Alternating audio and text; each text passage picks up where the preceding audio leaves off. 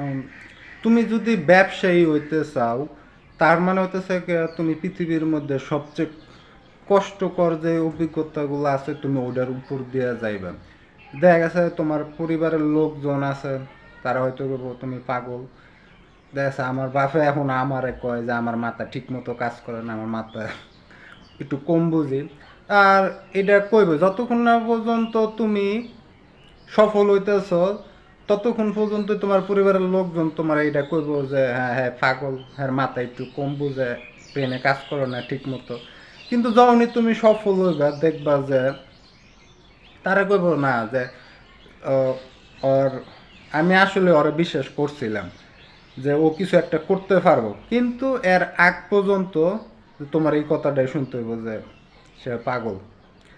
আর দেখা গেছে, আর ব্যবসা করতে গেলে তোমার যেটা হইব যে তোমার অনেক পরিশ্রম করতে হইব। আর দেখা গেছে এর মধ্যে আছে একটা হইলো গিয়ে মনে করো তোমার যে বাজার বা মার্কেট আছে ওটা তোমার রিসার্চ করতে হইব।